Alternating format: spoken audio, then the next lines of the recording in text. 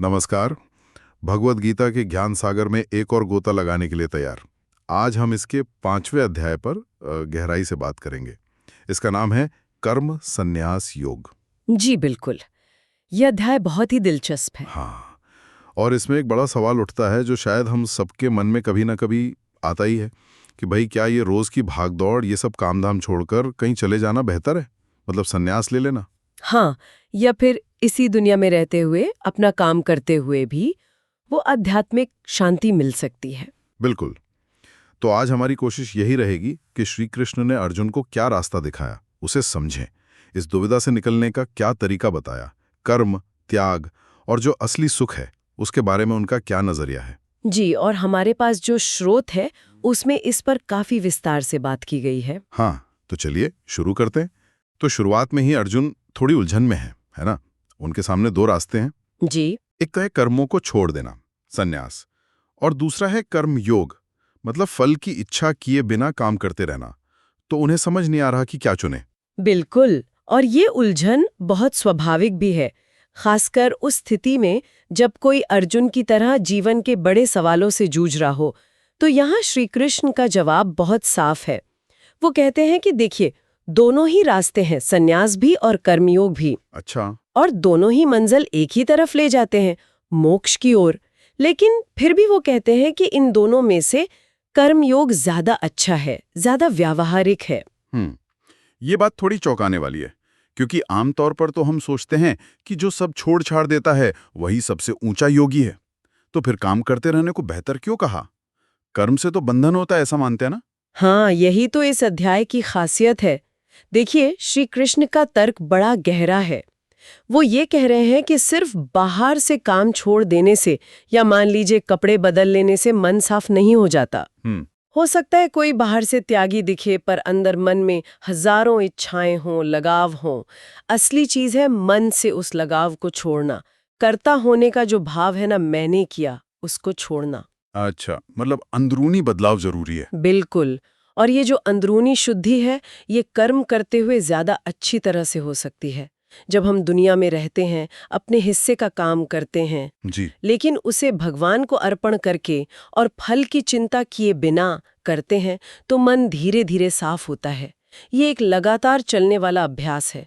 सिर्फ काम छोड़ देंगे तो हो सकता है आलस आ जाए या हम जिम्मेदारियों से भागने लगें। ये भी हो सकता है। लेकिन काम करते हुए भी उससे जुड़ाव न रखना, ये ज्यादा बड़ी चुनौती है, और यही ज्यादा बदलता है हमें अंदर से। इसलिए कृष्ण इसे बेहतर मानते हैं, खासकर अर्जुन जैसे व्यक्ति के लिए जो कर्म क्षेत्र में खड़ा है। समझ गया।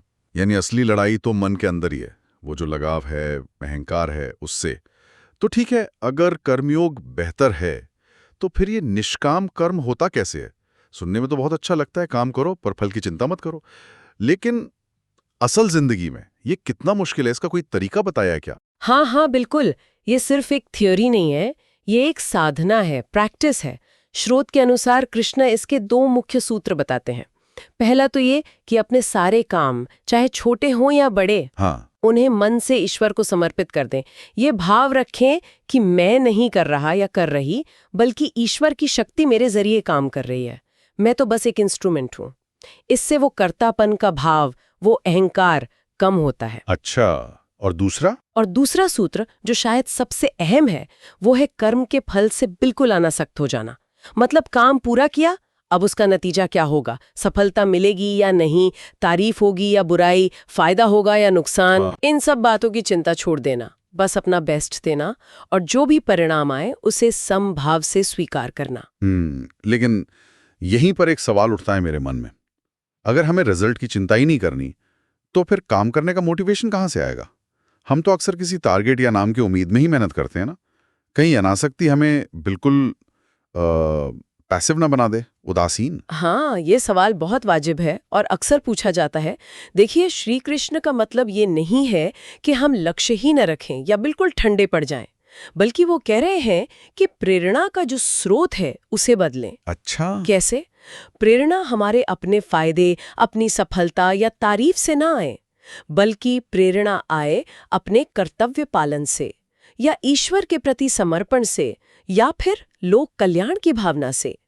जब मोटिवेशन का सोर्स बदल जाता है तो फल की चिंता अपने आप कम होने लगती है। आप सोचिए, एक सर्जन ऑपरेशन करता है तो अपनी पूरी काबिलियत लगाता है, पर नतीजा उसके हाथ में नहीं होता। अगर वो हर मरीज के बचने या ना बचने से बहुत ज्यादा जुड़ जाए तो शायद वो अपना काम ही ठीक से न कर पाए। हाँ, ये बात तो है। निष्काम कर्मयोगी भी कुछ ऐसा ही है। वो अपने काम पर फोकस करता है, पूरी कुशलता से करता है, पर नतीजे से बहुत ज्यादा प्रभावित नहीं होता। इससे उदासीनता नहीं आती, बल्कि एक तरह की फ्रीडम मिलती है। मन शांत रहता है, काम करने का मजा बढ़ जाता है, क्योंकि प्रेशर और चिंता कम हो जाती है। ये तो बिल्कुल एक अलग ही तरीका है सक्सेस और मोटिवेशन को देखने का। काम करना है, अच्छे से करना है, पर अपनी खुशी या दुख को उसके रिजल्ट से नहीं जोड़ना। बिल्कुल। योगः कर्मसु कौशलम, कर्मों में कुशलता ही योग है, ऐसा भी गीता में आगे कहा गया है। और ये कुशलता तभी आती है जब मन शांत हो, फल की चिंता से आजाद हो। इसी शांति और समभाव से जुड़ा हुआ एक और बहुत ही, मैं कहूँगा, क्रांतिकारी विचार है इस अध्याय में। वो है समभाव या समदृष्टि का। कि जो ज्ञानी है, जिसने निष्काम कर्मयोग साध लिया है, वो सब प्राणियों को एक नज़र से देखता है जी। और जो उदाहरण दिए हैं वो तो और भी सोचने पर मजबूर करते हैं। कहा है कि ज्ञानी एक विद्वान ब्राह्मण में, गाय में, हाथी में, कुत्ते में और यहाँ तक कि चांडाल में भी कोई फर्क नहीं करता, सबको समान देखता है। क्या वाकई ये कैसे संभव है? ये सब तो इतने अलग अलग हैं। हाँ, ये समदृष्टि का सिद्धांत गीता के सबसे गहरे संदेशों में से एक है और इसे ठीक से समझना जरूरी है। ये बाहरी रूप रंग या व्यवहार की बराबरी की बात नहीं है। ऐसा नहीं कि ज्ञानी कुत्ते और ब्राह्मण से एक जैसा बर्ताव करेगा। हाँ, वही तो। बल्कि ये अंदर की नजर की बात है। वो इन सब के बाहरी भेदों के पार देखता है। जाति, प्रजाति, समाज में स्थान, ज्ञान का लेवल, इन सब के पार। और वो देखता है कि इन सब के अंदर एक ही तत्व है, वही शाश्वत चेतना, वही परमात्मा का अंश। अच्छा, मतलब वो बाहरी रूप को नहीं, अंदर के सार को देखता है। बिल्कुल। और ये नजर आती कैसे है? ये कोई दिमागी कसरत नहीं है। ये निष्काम कर्म करते करते जब मन साफ हो जाता है और आत्मा का ज्ञान होने लगता है, तो ये दृष्टि अपने आप विकसित होती है। जब व्यक्ति कर्म और फल के लगाव से मुक्त हो जाता है, तो उसका मन पसंद नापसंद यानी राग द्वेष के झूले में झूलना बंद कर देता है। फिर वो चीजों को, लोगों को वैसे देख पाता है जैसे वे हैं, बिना अपने अच्छे बुरे के लेबल लगाए। यानी उसके लिए फिर कोई मेरा या तेरा, ऊंचा या नीचा, पसंद या नापसंद वाला भेद वो मिट जाता है, क्योंकि वो सब में वही एक देख रहा है। यथार्थ में। बिल्कुल। और यही अवस्था है जो उसे असली आजादी दिलाती है, क्योंकि तब उसकी शांति, उसके फैसले, उसका व्यवहार, ये बाहरी हालात या लोगों के बदलने से बदलते नहीं, वो स्थिर रहता है। वो जानता है कि सबका मूल एक ही है। यही दृष्टि उसे स्थित प्रज्ञ बनाती है, जिसकी बुद्धि स्थिर हो गई है। जब हम ये राग द्वेष से ऊपर उठने और अंदर की शांति की बात कर रहे हैं, तो अगला सवाल सुख का आता है। हम सब जिंदगी में सुखी तो चाहते हैं, पर ज्यादातर लोग इसे बाहर खोजते हैं, इंद्रियों के मजे में, जैसे अच्छा खाना, आराम, घूमना फिरना, दुनिया में नाम कमाना। लेकिन ये अध्याय कहता है कि ये इंद्रियों का सुख तो टिकता नहीं, थोड़ी देर का है। तो फिर असली परमानेंट सुख क्या है, और वो है कहाँ? जी, और ये सवाल आज के टाइम में शायद सबसे जरूरी है ना? जहां हमें लगातार बाहर की चीजों में सुख ढूंढने को कहा जाता है। स्रोत इस बारे में बहुत क्लियर है। जो सुख हमें अपनी इंद्रियों और बाहरी चीजों के कांटेक्ट से मिलता है, हाँ। वो शुरू में बड़ा अच्छा लग सकता है, लेकिन वो टेम्पररी होता है। जैसे ही वो चीज हटी या वो कांटेक्ट टूटा, सुख गायब।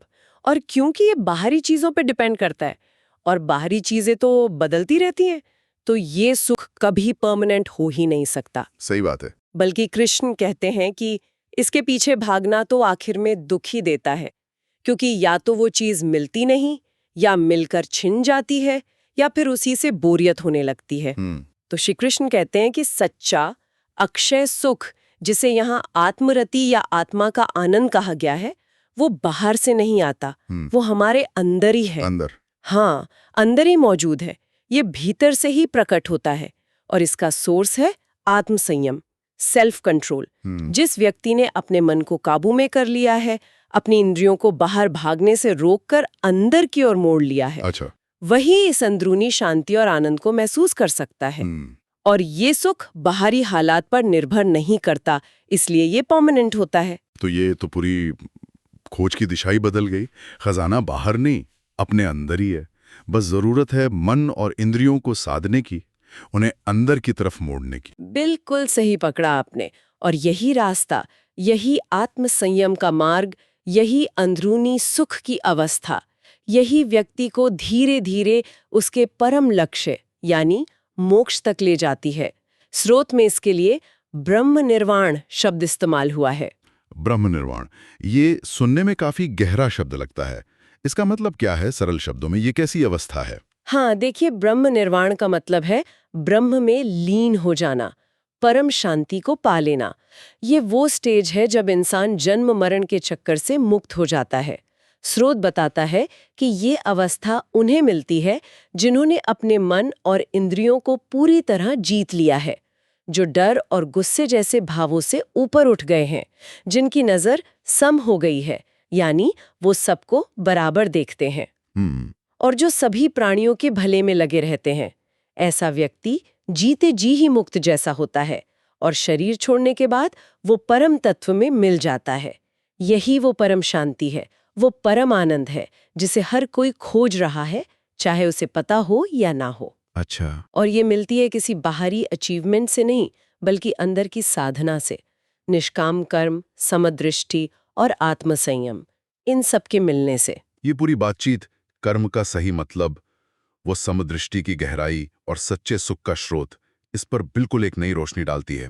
तो अगर हम इस अध्याय का जो मुख्य संदेश है उसे कुछ लाइनों में समेटना चाहें, जैसा कि स्रोत के आखिर में भी सार दिया है, तो वो क्या होगा? जी बिल्कुल।